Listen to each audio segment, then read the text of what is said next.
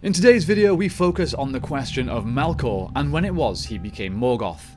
If it was always in his nature to turn his heart towards evil, a slow transition from the powerful, mightiest being of all, apart from of course Tolkien's god himself, Eru Ilúvatar. Let's get into it.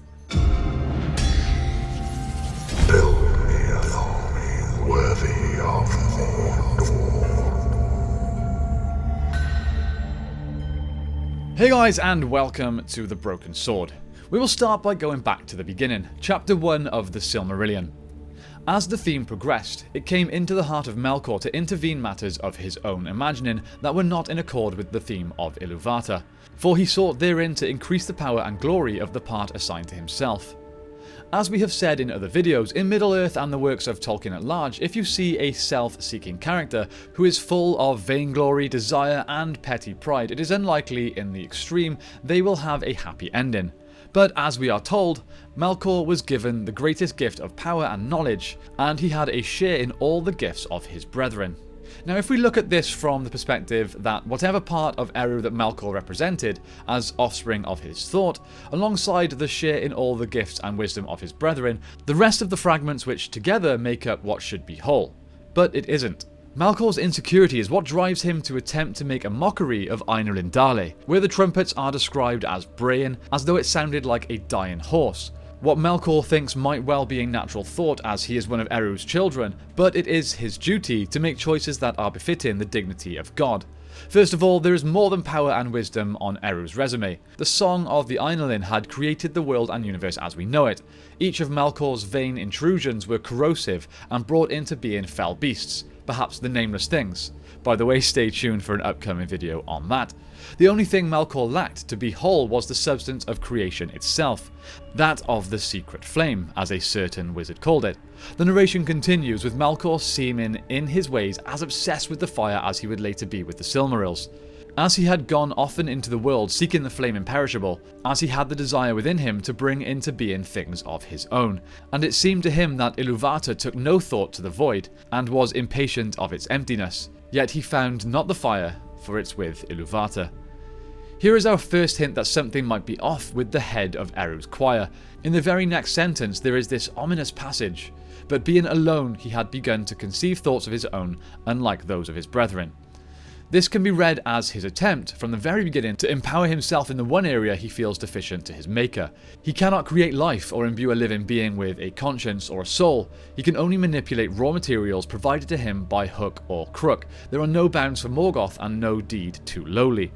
It is in that searching for the flame imperishable where he discovered something. Desire.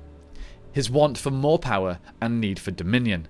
The wish to control all life and creatures, even those of his own kin, the Valar.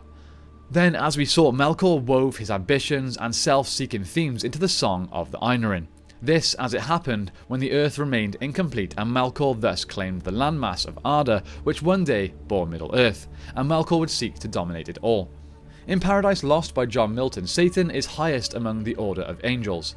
Archangels who attend the Lord of Hosts and sing, "Holy, holy, holy is the Lord of Hosts." Of these, one was prideful and desired power over God, and he and the rebellious angels were cast out into the Pandemonium, which Satan made a kingdom of pain. When Melkor makes war on Valinor, he is making war on more than the gods. He is fighting God, with a capital G. It's a small matter, but makes all the difference in the world when it comes to understanding Melkor's inner crisis.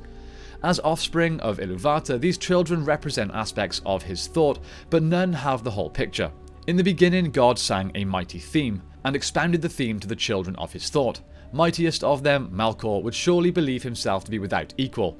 In plain terms, a fragment of God's mind must contain within it somewhere that it is God.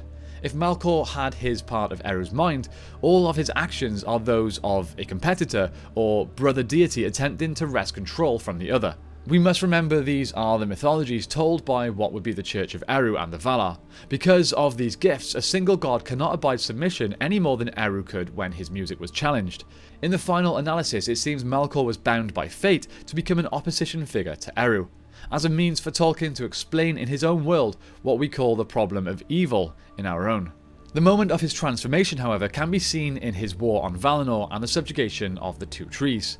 He and Ungoliant, cloaked in webs of darkness in the unlight, travelled in the highest peak towards the northern end of Aman, where the Valar were less stringent in their guard.